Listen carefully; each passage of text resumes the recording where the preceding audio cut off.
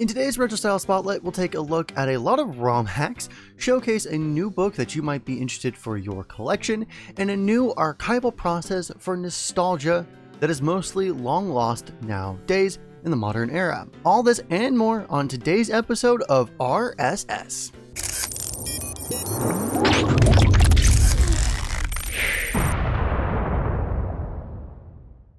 Thank you to all my patrons who are helping make this show a reality. If you'd like to help me do this and many new ventures, check out the various ways that you can pledge and donate in the description below. I have many new show ideas on the horizon.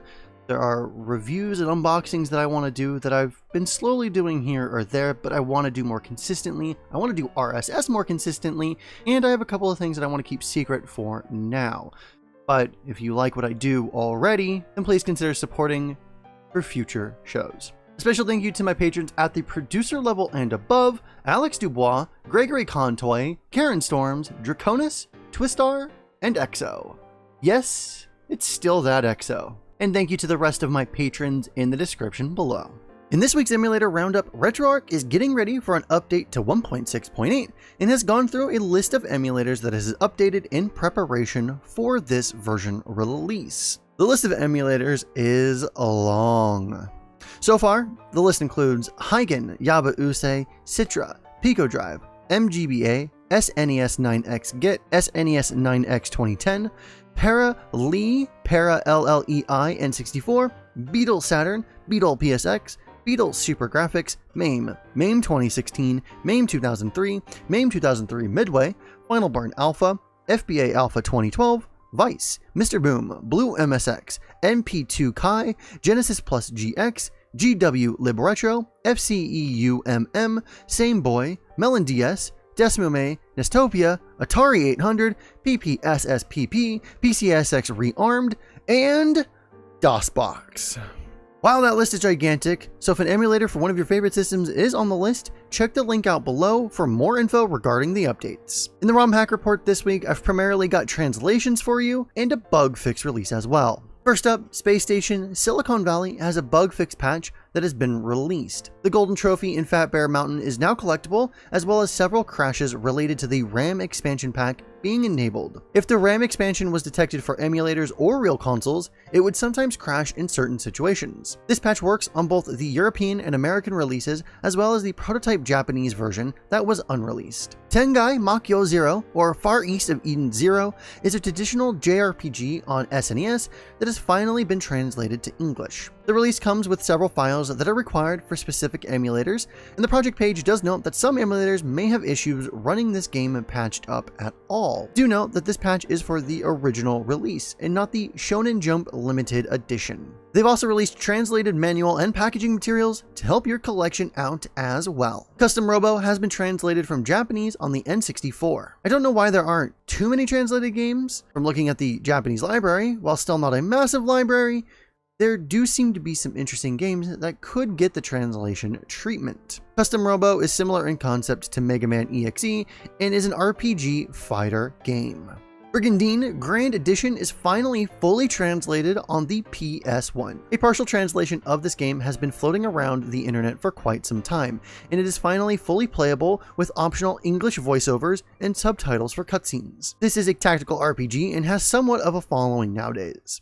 The last translation patch is a bit half and half for me. I don't consider the Wii retro, but it is 11 years old and widely emulated, hacked, and still popular among the scene. So this might be skirting the line, but Captain Rainbow has been translated to English. The game is about 95% done and needs some testing at this stage. Captain Rainbow is an action-adventure game that is fairly unique and well regarded. This title was even developed by Nintendo, just never released outside of Japan. Since this is a newer title than most, it can still be found for a fairly good price for import if you want to go that route and patch your game on the fly with a hacked Wii. Check it out and all other patches that you heard about today in the description below. I've always wondered why in the hell the cover to Phalanx has a random elderly gentleman with a banjo on its cover. And finally, that mystery has been solved. While not a great shooter from Kemco, who in itself isn't known for the best games available, it is still a unique cover for that game. The two men responsible for this iconic cover are Matt Gus and Keith Campbell. Matt spoke with Destructoid about this and said, quote, also sorry this is kind of long, but quote, "My ad agency had the Chemco account and our task was to develop packaging and marketing materials for over 40 titles. Chemco would typically buy their games from third-party developers in Japan. Some were good and some were not good. Weaker games needed more help graphically to get them to stand out on the retail shelf. We wanted people to pick up the package, get engaged with the story, and buy the damn game. The package was also used to help Chemco sell the game to retailers, so it had to make the buyers think that the game would sell at their stores. Most of the games back then were in a look-alike category, same genre, same kind of graphics. Nothing to differentiate them from each other. Keith was not a gamer, and in fact, none of us were in our agency. But Keith was a brilliant idea guy and always was. We knew the game didn't have a lot to offer, but we wanted to make the package interesting. Keith called this kind of thing the heavy huh factor. If we couldn't do anything else, we'd try to get the potential purchaser to stare at the package and try to figure out what just happened. Today, it might be called a WTF moment. So Keith could have done some predictable spaceship shooting bullshit that would have been like every other game out there. Or he could create a story that would make people stop and think about it. And I guess it's proof that was a good idea because people are still thinking about it.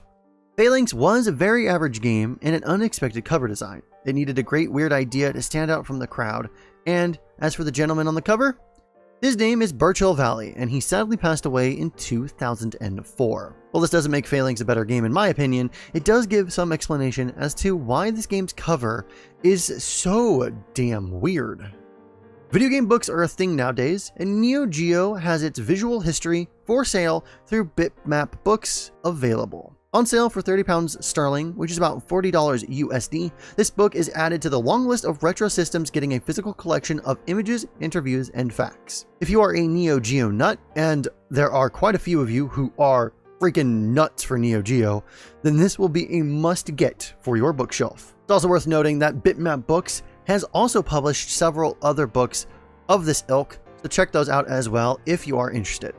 If you ever played Nintendo's older Flash games and wondered where the hell they went, well, you are in luck because they are being backed up. Some are more interactive advertisements than games, while some have somewhat of an objective. They range in quality and are obviously a product of an era that has officially passed us by. The user doing this, Skelix, has a bounty available as several of the games are missing some, most, or all of their files. I've put the site link below where you can see the completeness and play what is available. Some go as far as to emulate what they would have looked like on quote-unquote Net 2.0. Check it out below if you are feeling nostalgic.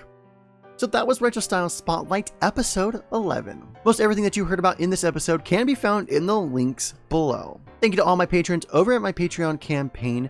I cannot thank every supporter enough. Thumbs up the video if you liked it, thumbs it down if you didn't, leave a comment in the comment section below on how you think I'm doing. I know that this episode was a little light, and I also did skip last week, which is where this episode was supposed to go, so there was a 3-week gap instead of a... Not a 3-week gap, there was a 2-week gap. Time. Twice a month, I ended up actually going an extra week. You get it. Thank you guys for watching. Remember, Freezing Geeks, to play more games, and I will see you all next time. Have a good day. Take a bite of that pineapple. Reflect